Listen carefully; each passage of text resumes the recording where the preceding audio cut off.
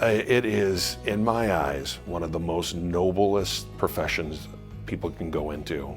I do love farmers, not just because my grandpa was a farmer, but the people that I've worked with in the ag industry are the salt of the earth, in my opinion.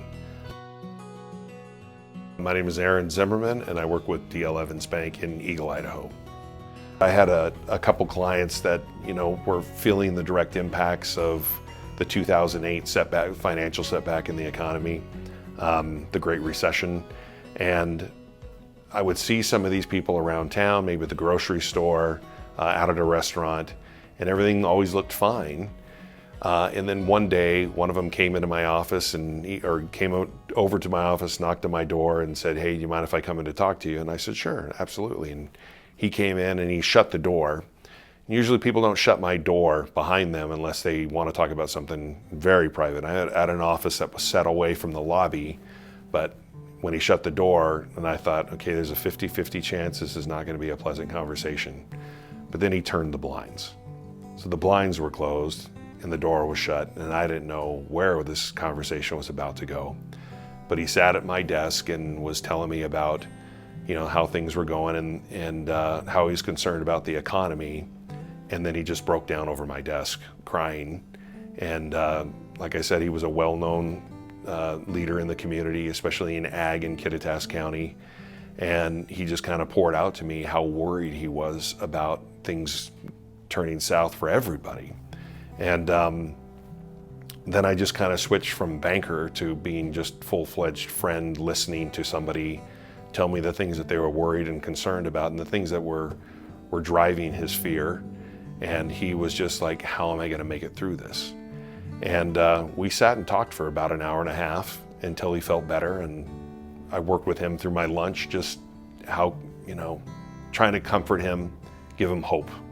And that was the thing that, after 2008, that's what we were doing with a lot of our business clients and a lot of our consumer clients, was just trying to keep them hopeful that this was a short-term situation and things would be turning around and moving in the right direction.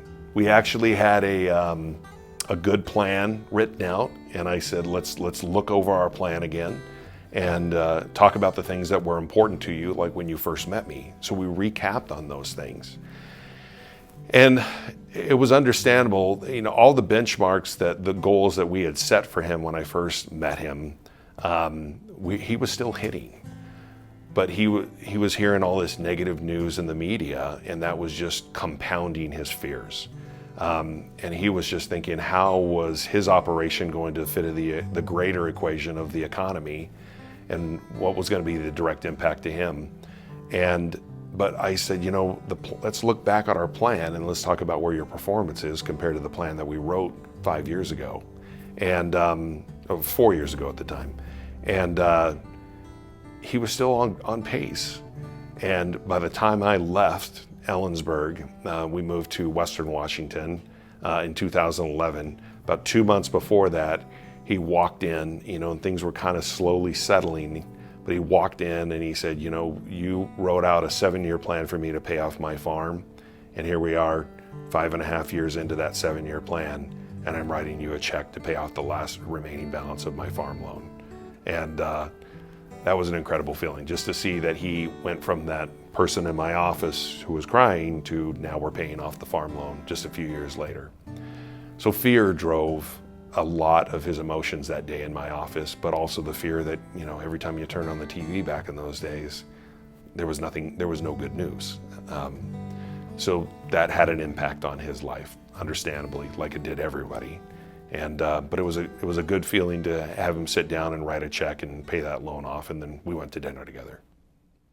A lot of times, you can sense stress in conversations that you're having with people, even if they're doing their best to try to cover it up.